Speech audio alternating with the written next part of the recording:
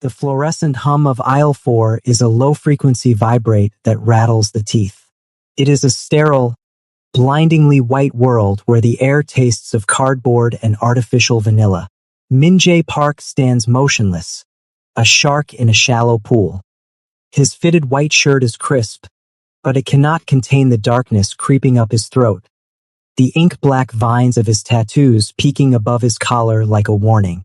He reaches for a box of honey-coated oats. His movements calculated and silent, the precision of a man who calculates the trajectory of a bullet before he pulls the trigger. He is not here to be seen. He is here to be a ghost. But the world has a way of pulling ghosts back into the light. 10 feet away, the silence breaks. Not with a shout, but with the rhythmic, frantic click-clack of red plastic beads. A little girl, no older than 7, stands anchored to the floor. She is a vibrant splash of color against the drab shelves. Caramel skin, a red striped shirt, and white denim overalls. But it is her hand that stops Min-jae's heart. She has her right arm raised high. Her palm is open, facing Min-jae. Her fingers are straight, rigid with a tension no child should possess. Her eyes, vast, dark pools of ancient sorrow, lock onto his. She doesn't blink. She doesn't cry. She watches him with a terrifying, steady focus, as if she is memorizing the face of her last hope. Beside her, a man grips her left hand. His knuckles are white, his skin etched with the jagged, ugly scales of a coiling snake tattoo that twists around his forearm. The man is vibrating with a jagged, nervous energy, his eyes darting toward the security cameras, then back to the exit. He tugs her arm, a sharp, cruel jerk that makes the red beads in her hair dance violently. Min-jae freezes. His internal compass, honed in the blood-soaked boardrooms of Seoul's underworld, screams a warning. This is not a tantrum. This is a kidnapping in progress. He watches as the girl's thumb slowly, deliberately tucks into her palm. One by one, her fingers fold over it, trapping the thumb in a fist. The universal signal for help. The man with the snake tattoo leans down, his breath likely smelling of the cheap cigarettes and desperation that Min-jae recognizes from a mile away. He whispers into the girl's ear, his grip tightening until her small shoulder hunches toward her chin. She winces, but her eyes never leave Min-jae's. She repeats the signal. Open palm, thumb in, fingers down. Min-jae's blood turns to liquid nitrogen. He knows this man. He knows the snake. It's the mark of the K Street Vipers, bottom feeders who scavenge in the shadows of Min-jae's own empire. He looks at his own hands, scarred, lethal, stained by a decade of necessary evils. He is the monster parents warn their children about. He is the shadow in the alley. He is the Korean Mafia's most efficient blade. The moment Min-jae realized what her hand signal meant, everything inside him shifted, because someone like him wasn't supposed to be a hero, but fate didn't care. Min-jae Park does not breathe. He inhales the atmosphere. Every instinct he possesses, the ones that have kept him alive in the concrete jungles of Incheon and the back alleys of the city, flares to life.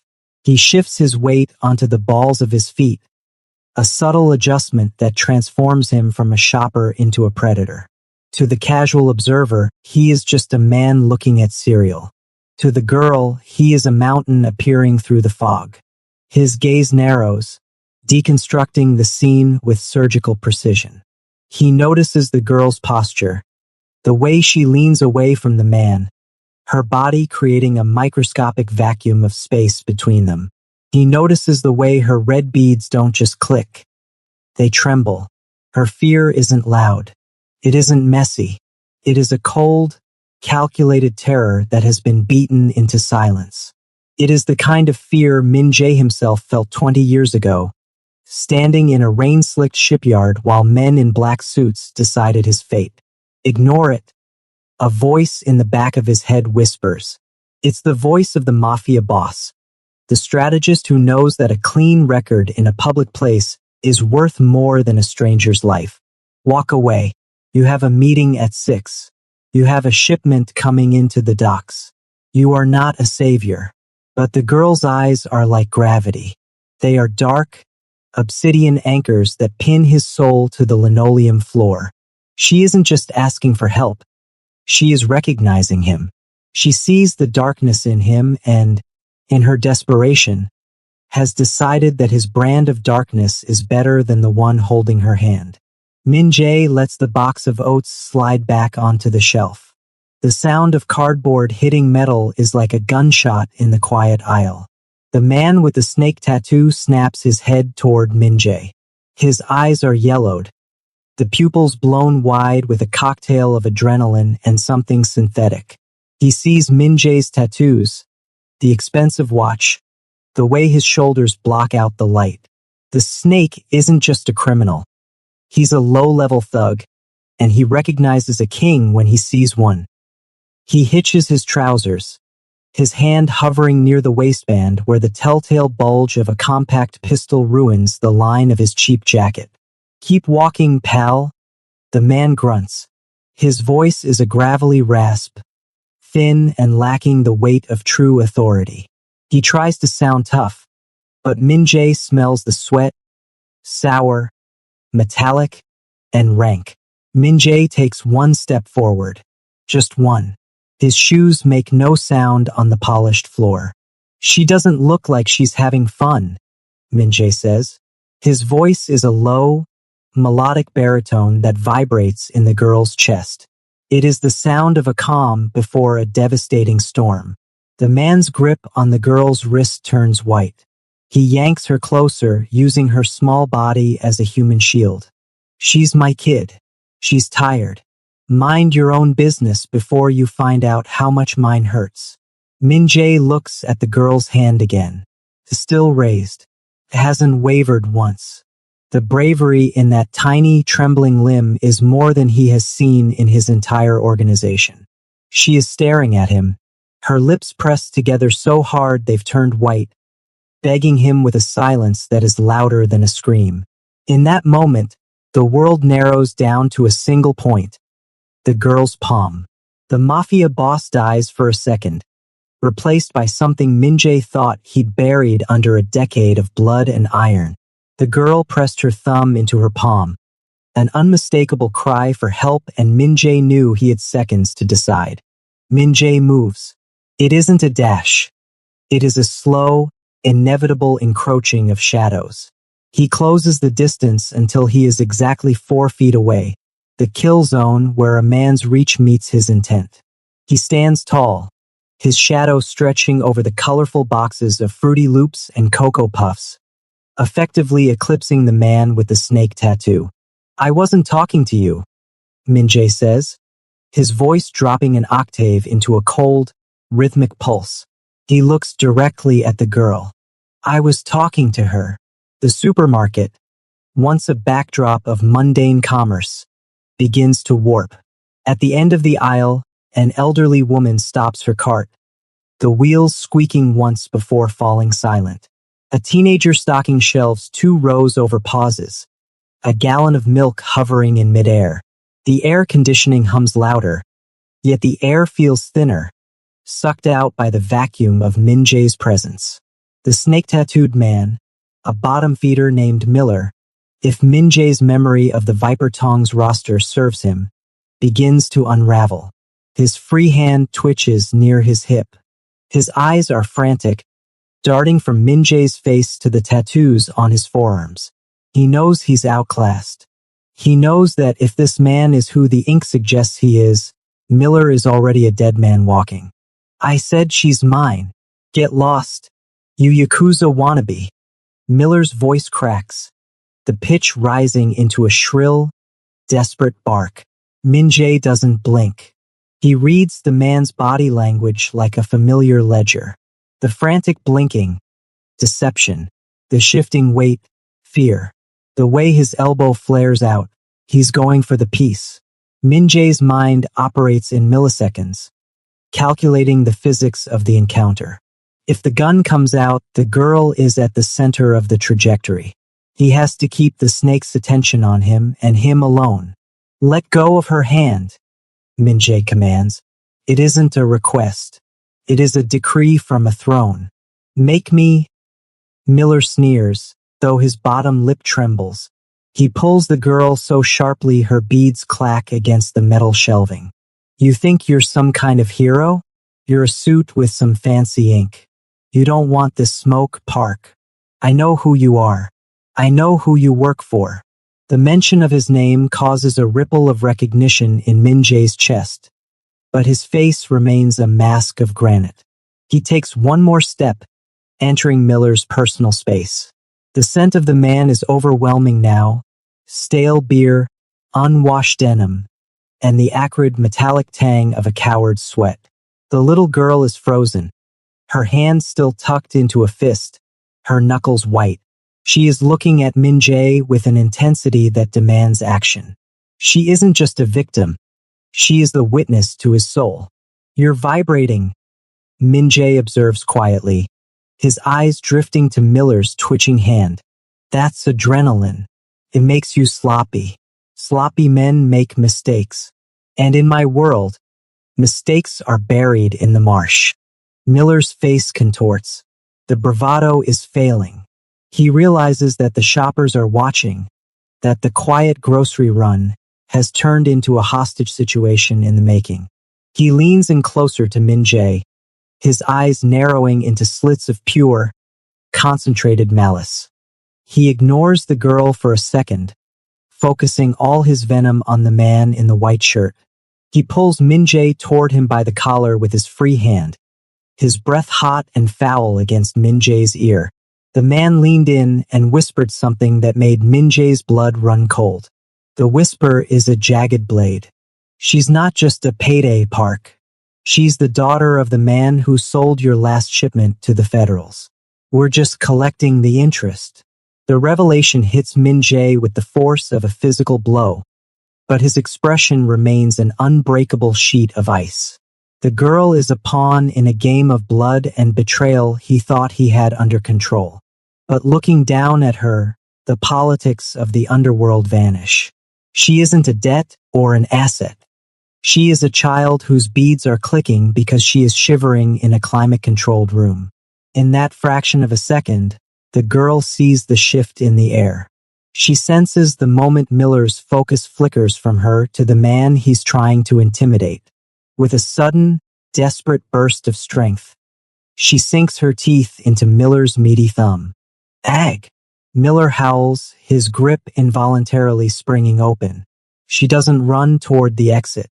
She doesn't run toward the other shoppers who are now gasping and retreating. She dives toward the shadow of the man in the white shirt. Her small, warm hands seize the fabric of Min-jae's trousers, and she tucks herself behind his legs, using his massive frame as a human fortress. The sensation of her gripping his clothes, the raw, unadulterated trust of it, sends a jolt through Min-jae that feels like a live wire. Miller's hand flies to his waistband. The steel of a Glock 26 glints under the fluorescent lights. Min-jae doesn't draw a weapon. He doesn't even raise his fists. He simply stands. He expands his chest, his presence filling the aisle until it feels like there is no room left for Miller to breathe. He stares down the barrel of the gun with the bored indifference of a man who has looked at death so often they are on a first-name basis. If you pull that trigger, Min-jae says, his voice a low, terrifying rumble that seems to vibrate the floorboards, you had better kill me, because if I am still standing after the first shot, I will peel that snake off your arm while you're still breathing to see it. Miller's hand shakes. The gun wobbles. He looks at Min-jae's eyes, not the eyes of a hero, but the eyes of a monster who has decided to protect a lamb. Around them, the world has stopped. A mother in the next aisle covers her toddler's eyes. The hum of the freezer units feels like a countdown. Miller's gaze darts to the girl hiding behind Min-jae's legs. He sees her peering out, her big dark eyes no longer pleading, but defiant. She has chosen her side. She has chosen the dragon to protect her from the snake. You're a dead man, Park, Miller spits, but the words are hollow. The weight of Min Jae's authority, the sheer, crushing gravity of his reputation, breaks the man's resolve. Miller knows the Vipers won't protect him if he starts a shootout with a Park-level boss in a public grocery store. That kind of heat brings down the whole city. Miller slowly lowers the gun, his eyes burning with a mix of cowardice and promised vengeance. He realizes the quiet snatch is now a loud disaster. Min Jae doesn't move. He waits, a statue of inked muscle and white cotton. He watches the micro-expressions on Miller's face, the calculation of a cornered rat. Miller steps back, then another, his boots scuffing the linoleum. Keep her, Miller hisses, backing away toward the rear emergency exit. See how long you last when the Tong finds out you're playing babysitter for a rat's litter. He turns and sprints, his heavy footsteps echoing through the store as he slams through the staff-only doors. Min Jae doesn't give chase. His priority is the weight against his leg. He looks down. The girl is still clutching his shirt, her chest heaving with silent, ragged breaths. The relief is palpable, a thick sweetness in the air, but beneath it, Min Jae feels a cold prickle at the base of his neck. But when the man bolted, Min Jae realized the real danger had only just begun. The emergency exit door is still vibrating from Miller's escape when the silence of aisle 4 is shattered from the opposite direction. Maya! Maya! The scream is raw, the sound of a lung-shredding panic that only a parent can produce. A woman bursts around the corner of the dairy section, her heels skidding on the polished floor. Her hair is disheveled, her coat half hanging off one shoulder, and her eyes are wide with the kind of frantic madness that follows a lost child. The girl, Maya, lets out a small, broken sob. It is the first sound she has made, a dam finally bursting. She lets go of Min Jae's shirt and sprints toward the woman. They collide in a heap of red stripes and frantic embrace, the mother falling to her knees on the cold linoleum.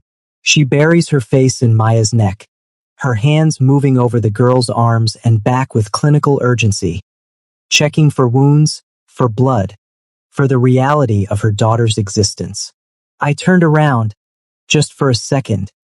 The cereal. You were right there. The mother sobs, her voice a jagged wreck. She rocks Maya back and forth, the red beads in the girl's braids clacking rhythmically against her mother's shoulder. Min Jae stands perfectly still, a silent sentinel 5 feet away. He watches the reunion with a detachment that is purely superficial. Internally, his mind is already scanning the perimeter. Miller is gone, but men like that don't go far. They go to a payphone. They go to their superiors. He takes a step back, then another. He is a man who thrives in the shadows, and right now the light is too bright. The adrenaline is fading, replaced by the cold realization that he has just interfered in a syndicate kidnapping. He needs to vanish before the police arrive, before statements are taken, before his face ends up on a grainy security feed analyzed by the DA's office. He turns to walk away, his boots silent, his posture returning to that of the anonymous grocery shopper. Wait! The mother's voice stops him. It isn't a scream this time. It's a plea. Min Jae pauses but doesn't turn around immediately. He feels her presence as she stands up, clutching Maya's hand so tightly she'll likely leave marks. He finally turns his head, his profile sharp and unforgiving against the overhead lights. The mother is younger than he expected. She has the same caramel skin as Maya, but her face is etched with the exhaustion of a woman who has been running for a long time. She looks at Min Jae, really looks at him. She sees the blood on his knuckles from Miller's collar, the expensive tailoring of his clothes, and the ink that snakes up his neck. Most people look at the tattoos and see a criminal. She looks at them and sees the shield that just saved her child. You, she breathes, stepping closer despite the visible aura of danger surrounding him. "You're the one," she told me. She signaled, and you stayed. Maya looks up at Min-jae, her eyes red-rimmed but shining with a strange, solemn reverence. She points at him, then touches her own palm. She's telling her mother about the signal. "Thank you isn't enough," the mother says, her voice trembling. She reaches out as if to touch his arm, then hesitates, sensing the invisible wall he keeps around himself. She sees the silence in him, not the silence of a shy man, but the heavy, pressurized silence of a man who carries 1,000 secrets. "You aren't a regular shopper, are you?" Min-jae's jaw tenses. "Go home," he says, his voice flat. "Keep the doors locked. Don't come back to this store." He begins to turn again, but she steps into his path. Curiosity is beginning to override her fear. She senses a connection she can't quite name, a gravity pulling her toward this dangerous stranger. "Please," she says, "I need to know who saved her. I need to know who I'm indebted to." Min-jae looks at her, his dark eyes unreadable. "You don't want to be indebted to me." "I already am," she insists. "What is your name?" Min-jae hesitates. He shouldn't give it. But the girl, Maya, is looking at him with such pure, unfiltered hope that the lie dies in his throat. "Park," he says quietly. "Min-jae Park." The color drains from the mother's face. She doesn't gasp. She doesn't scream. She simply freezes, her hand flying to her mouth as she stares at him with a realization that is more terrifying than Miller's gun. The mother asked his name, and her reaction to hearing it was nothing he expected. The air in the cereal aisle turns to ice. The mother's hand drops from her mouth, but her fingers are trembling so violently they look like the wings of a dying bird. She takes a frantic step back, pulling Maya with her, the girl's red beads clacking against her white overalls. "Min-jae Park," she whispers, the name sounding like a curse in the sterile air. Min-jae watches the transition on her face. The warmth of gratitude is being swallowed by the gray ash of recognition. He is used to this. He is the boogeyman of Busan, the iron shadow of the Park Syndicate. Usually, this look of sheer terror brings him a sense of cold professional satisfaction. Today, it feels like a lead weight in his stomach. "You know who I am," Min-jae says. "It isn't a question. Everyone in the Heights knows who you are," she says, her voice a thin wire. "The man who cleaned out the waterfront. The man who doesn't leave witnesses." She looks at his hands, expecting them to be dripping with blood right there in front of the Cheerios. And yet, Min-jae gestures vaguely toward Maya. "I am the reason she is still standing next to you." The mother's internal war is visible in the way her eyes dart between his face and her daughter's. She is caught in a horrific paradox. Her child savior is the city's most feared monster. "Why?" she asks, her voice breaking. "Why would someone like you care about a girl like her?" Min-jae doesn't answer. He can't. He can't tell her that for 1 second, in the reflection of Maya's eyes, he didn't see a debt or a target. He saw a ghost of a life he might have had. Instead, he focuses on the immediate threat. He scans the store's entrance. The snake didn't work alone. Low-level thugs like Miller are pack hunters. They don't attempt a snatch and grab on a high-value target without backup waiting in the parking lot.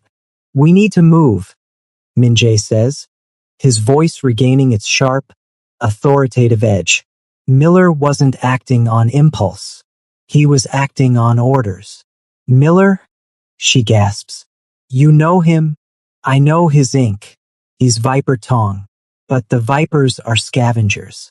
They don't touch civilians in broad daylight unless someone higher up gave them the green light." Min-jae feels the walls closing in. The internal conflict is a localized storm in his chest. If he stays, he draws the girl into the center of a mafia war. If he leaves, she is a sitting duck. He looks at Maya. She isn't looking at him with fear anymore. She's looking at him with the same unwavering trust she had when she signaled for help. She hasn't let go of the idea that he is her protector. The Vipers are just the beginning. Min-jae continues, his eyes tracking a black SUV that just rolled slowly past the front windows. Who is your husband? What did he do to the syndicate? The mother's face goes from pale to translucent. She pulls Maya closer, her voice dropping so low it barely clears the hum of the refrigerators. My husband. He's been gone for 6 months, Min-jae. He didn't just rat on a shipment. He was the lead architect for the new port security system. The system your family designed to be impenetrable. Min-jae's pulse spikes. If her husband built the system, he didn't just sell a shipment. He held the master key to the Park Syndicate's entire smuggling infrastructure.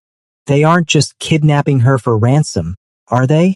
Min-jae asks, the realization dawning with a sickening clarity. The mother looks at the floor, a single tear tracing a path through the dust on her cheek. Miller, the man you just chased away? He didn't just find us by accident today. He's been following us for weeks. She leans in, her voice a ghost of a whisper. She revealed something about her daughter's attempted abductor that connected directly to Min-jae's past. Miller wasn't just a stranger, Min-jae. He was the man who drove the car the night your own brother was taken. The ripples of the grocery store encounter spread through the city's concrete veins like hemlock. In the backrooms of smoke-filled mahjong parlors and neon-drenched bars, the whispers begin. Min-jae Park, the Iron Shadow, has broken rank. He protected a rat's daughter. He crossed the Viper Tong. By dusk, the atmosphere in the city has curdled. Min-jae sits in the back of a charcoal gray sedan, parked 3 blocks away from the mother's cramped apartment building. He doesn't turn on the lights. He doesn't check his phone. He simply watches the street through the rearview mirror, his eyes scanning for the telltale shimmer of headlights or the sudden movement of a spotter on a street corner. His phone vibrates in his pocket, a relentless, buzzing insect. It's his uncle, the chairman. It's the syndicate's enforcers. They want to know why he stalled a retrieval operation. They want to know why the Vipers are demanding a formal apology in blood. Min-jae ignores them all. His mind is a chaotic battlefield. Miller. The name keeps echoing. The man who drove the car when Min-jae's younger brother, Sang-hoon, was abducted and disappeared into the ether of an unsolved case. For years, Min-jae had searched for that car, that driver, that ghost. To find him now, holding the hand of an innocent girl, feels like a cruel joke orchestrated by a vengeful god. He watches the 3rd-floor window of the apartment. A warm, yellow light flickers on. He imagines the mother, Sarah, locking the 3 deadbolts he told her to buy. He imagines Maya, sitting at a kitchen table, her red beads clicking as she eats a bowl of the very cereal they had been fighting over. A strange, uncomfortable warmth spreads through his chest, a sensation that feels entirely alien. He is a man who has built his life on the absence of attachment. Attachment is a tether is a target. Yet, as he watches that window, he feels a pull stronger than any oath he's ever sworn to the Park family. He isn't just protecting a witness anymore. He is protecting a version of himself that hasn't been broken yet. The street is too quiet. The usual urban cacophony, the distant sirens, the barking dogs, has been replaced by a heavy, expectant silence. Min-jae notices them before they even turn the corner. 2 men in hooded sweatshirts standing by a bus stop, not looking at their phones, but at the entrance to Sarah's building. They are scouts, the eyes of the Viper Tong, or perhaps something worse. The Vipers wouldn't dare move on a park boss unless they had backing from a rival syndicate. The game has changed. The rescue in the grocery store wasn't an isolated incident. It was the first pebble in an avalanche. He grips the steering wheel, his knuckles cracking in the dark. He could leave. He could call his uncle, hand over the address, and be restored to his position of power. He could let the machine of the underworld grind Sarah and Maya into dust. Instead, he reaches into the glove box and pulls out a heavy, matte black suppressor. He screws it onto his handgun with slow, rhythmic turns. Click, click, click. He isn't going anywhere. The clock on the dashboard shifts to 2:14 a.m. The streetlights flicker, casting long, skeletal shadows across the pavement. Then he sees it. A black SUV with tinted windows and no license plates rounds the corner. It doesn't cruise. It crawls. It moves with the predatory grace of a shark circling a reef. It glides past the scouts, who give a subtle nod. The vehicle doesn't stop, but it slows to a crawl directly in front of the apartment entrance. The engine is a low, guttural growl that vibrates in the glass of Min Jae's windshield. Min Jae's hand moves to the door handle, his heart rate settling into the steady, lethal rhythm of a hunter. A vehicle slowed outside their apartment late at night, and Min Jae wasn't the only one who noticed. The SUV brakes squeal, a thin, metallic cry that pierces the 2 a.m. stillness. Min Jae is out of his car before the tires stop rotating. He moves through the shadows of the parked vehicles like a ghost made of ink and iron. He doesn't head for the SUV, he heads for the fire escape. 2 men exit the vehicle. They aren't wearing the loud, flashy colors of the Vipers.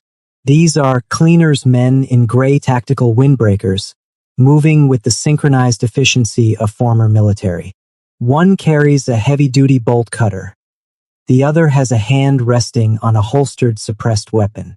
They aren't here to talk or intimidate. They are here to finish the retrieval. Min Jae reaches the 3rd floor landing just as the first shadow appears in the hallway. He doesn't use his gun. A gunshot, even suppressed, is a signature. He uses the environment. As the lead man reaches for the door handle of apartment 3B, Min Jae lunges from the stairwell. The violence is swift and silent.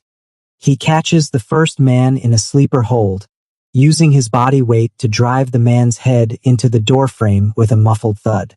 Before the second man can draw, Min Jae delivers a localized strike to his throat, followed by a knee to the solar plexus.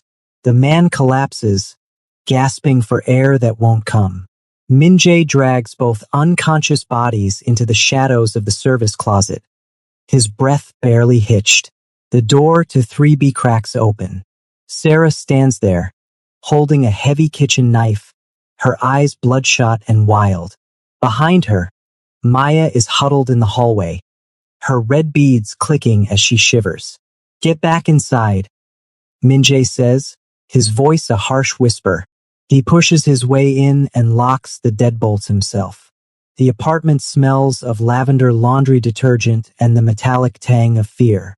Sarah stares at him, her gaze moving from his bruised knuckles to the cold, predatory stillness in his eyes. "They were outside, weren't they?" she asks, her voice trembling. "The men who took my husband. They're gone for now," Min Jae says. "But they'll be back with more. You need to understand, Sarah, Maya didn't just see a kidnapping. She saw Miller. She saw the driver. She is the only living person who can link the Vipers to the Park Syndicate's internal betrayals. To them, she is a loose thread, and they don't untie threads. They burn them." Maya creeps forward, reaching out to touch the fabric of Min Jae's sleeve. She doesn't see the monster the world sees. She sees the man who makes the bad things go away. Min Jae flinches at the touch, a phantom sensation of a brother's hand he hasn't felt in decades. "You have to leave," Sarah says suddenly, her fear twisting into a sharp, defensive anger. "You're making it worse. If you weren't here, maybe maybe we could run. But with you here, it's a war. You're a target, Min Jae. Why are you doing this? You don't know us. You're a man who kills for a living, and now you're playing guardian angel." She steps into his space, her eyes searching his for a lie, for a motive, for a hidden price tag. The vulnerability in the room is suffocating. Min-jae looks at the little girl, then back at the mother. The iron shadow cracks, just enough for the light to leak through. "I'm not a guardian angel, Sarah," he says, his voice low and jagged. "I'm a man looking for a ghost. Miller was the driver the night my brother was taken.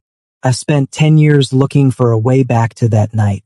I can't walk away because if I save her, maybe I finally save him." The silence that follows is heavy, thick with the shared trauma of two people hunted by the same darkness. The mother asked him the question he feared most. "Why us?" His answer changed everything. "Because she's the only one who signaled back." The apartment is a cage of shadows. Outside, the city breathes with a predatory hum. But inside, the only sound is the rhythmic clack-clack of Maya's beads as she sits on the floor, stacking mismatched coasters. Min-jae stands by the window, his silhouette a sharp, jagged cut against the distant city lights. He hasn't sat down in 6 hours. His phone vibrates on the granite countertop. It is a text from his second-in-command, a man he once trusted with his life. "The chairman is asking for your location. The Vipers have offered a truce if we hand over the girl. Don't be a martyr for a ghost, Min-jae. Come home." Min-jae stares at the screen. The choice is a binary pulse of light in the dark. On one side, the syndicate, his family, the absolute power he has spent a lifetime cultivating. If he leaves now, he can claim he was investigating the Vipers and return to his throne. On the other side, this cramped apartment, a mother with eyes full of shattered glass, and a girl who looks at him as if he invented the stars. "You're going to leave, aren't you?" Sarah's voice is soft, coming from the doorway of the kitchen. She has a mug of tea in her hands, but she isn't drinking. The steam rises between them, a fragile veil. Min-jae doesn't turn. "I should, for your sake. If I stay, the level of violence coming to this door will be something you can't imagine." "It's already here, Min-jae," she says, her voice gaining a sudden, desperate strength. She walks toward him, stopping just outside his personal space. The scent of lavender and fear has been replaced by something else, the smell of rain and resolve. "I saw those men you put in the closet. I saw the way you move. You're not just a target. You're the only wall between us and a shallow grave." She reaches out, her fingers grazing the white fabric of his sleeve, right over the spot where his tattoos bleed into his skin. Her touch is tentative, a bridge built over an abyss of distrust. "I don't like who you are. I don't like what you've done. But I see the way you look at her. You're not looking at a loose thread. You're looking at a person." Min-jae finally turns. His face is a mask of stone, but his eyes are turbulent. "If I take responsibility for you, there is no going back. I become a traitor to my own blood. I become a man without a country." "You were already that man the moment you stepped into that grocery aisle," Sarah whispers. Maya looks up from her coasters. She stands, walks over to Min-jae, and wraps her small arms around his leg. She doesn't say a word. She simply leans her head against his thigh, the red beads in her braids coming to rest against the dark fabric of his trousers. The physical weight of her, the absolute terrifying trust, is the final hammer blow to his resolve. Min-jae reaches down, his large, scarred hand hovering over her head before he finally, awkwardly, lets it rest on her shoulder. He is no longer just a watcher. He is a participant. "Pack a bag," Min-jae says, his voice thick with the gravity of his defection. "1 bag each. No electronics. We leave in 10 minutes. The night settles in as they hunker down in a safe house, a windowless basement apartment owned by a man who owes Min-jae a life. The air is stale, the furniture mismatched. Sarah and Maya share a small cot in the corner, while Min-jae sits by the door, a silent gargoyle with his gun resting on his knee. Sleep eventually claims Sarah, her breathing evening out into a heavy, exhausted rhythm. But the trauma of the day isn't finished with the girl. Maya tosses and turns, her small hands clutching the thin blanket. Her beads click frantically against the metal frame of the cot. A low moan escapes her throat, the sound of a child lost in a forest of monsters. Min-jae leans forward, his heart tightening in a way that feels like a physical injury. That night, the girl had a nightmare and whispered Min-jae's name. The safe house is no longer safe. The betrayal comes not from a shadow, but from the glowing screen of Min-jae's burner phone. A single image, his uncle, the chairman, sitting in a tea house with the leader of the Viper Tong. The message underneath is a death warrant. The girl is the price of your seat at the table, Min-jae. Bring her to the shipyard by dawn, or we burn the city to find you. Min-jae looks at Sarah and Maya. They are huddled on the cot, the girl finally asleep after her nightmare, her hand still clutching a scrap of Min-jae's discarded overcoat. He realizes then that his presence is the magnet drawing the lightning. To save them, he has to cut the cord. He has to become the target so they can become ghosts. Get up, he commands, his voice like grinding stones. He thrusts a heavy envelope of cash and 2 forged passports into Sarah's hands. There's a car 2 blocks south. The keys are under the wheel well. Go to the border. Don't look back. Min-jae, no. Sarah starts, but the air is suddenly ripped apart. The front door doesn't just open. It disintegrates. A flashbang grenade detonates in the narrow hallway, a blinding white scream of light and sound. Min-jae is moving before the smoke can settle. He shoves Sarah and Maya toward the rear exit, his body a shield against the incoming rain of glass. But the Vipers aren't low-level thugs anymore. They have sent their elite, men in tactical gear, silenced submachine guns raised. They aren't here for a snatch and grab. This is an execution. Run! Min-jae roars. As they scramble for the back alley, a spray of bullets chews through the drywall. Sarah stumbles, a cry of pain escaping her as a stray round grazes her shoulder. She falls, and in an instant, 3 gunmen round the corner, their sights locked onto the mother and child. Min-jae doesn't seek cover. He does the unthinkable for a man of his stature. He steps into the center of the kill zone. He stands in the open, his white shirt now stained with soot and Sarah's blood, and unleashes a calculated fury. He fires with terrifying precision, taking down the first 2 gunmen, but he is one man against a tide. The alleyway explodes into a battlefield. The public nature of the safe house means people are watching from the apartments above. Smartphones are recording. The Iron Shadow is being caught on camera, his face exposed to the world, his career as a ghost over. Maya stops. She sees Min-jae take a hit to his shoulder, the impact spinning him around. She sees him drop to one knee, blood blooming like a dark rose on his white sleeve. He is being outnumbered. 6 more men emerge from the shadows, their weapons leveled at his chest. Go! Min-jae coughs, his eyes meeting Maya's. His hand is shaking as he raises his weapon for one last stand. The blue and red strobes of police sirens begin to bounce off the brick walls in the distance. The authorities are minutes away. The Vipers hesitate, looking at the sirens, then back at their prize. Miller, the man with the snake tattoo, steps forward from the back of the pack, a jagged grin on his face as he aims his gun at Min-jae's head. Maya doesn't run. She breaks from her mother's grip and takes a step toward the man who saved her. The world seems to slow. The rain begins to fall, washing the soot from her braids. She looks at the men in the shadows, then at the bleeding giant on his knees. She raises her hand, but she isn't making the help signal. She is reaching out, her small fingers trembling, trying to bridge the gap between her innocence and his ruin. As sirens wailed and shadows closed in, the little girl reached out her hand again, this time toward Minjae, and whispered a trembling plea that would change both their lives forever. Don't go back to the dark. Please, Daddy, stay.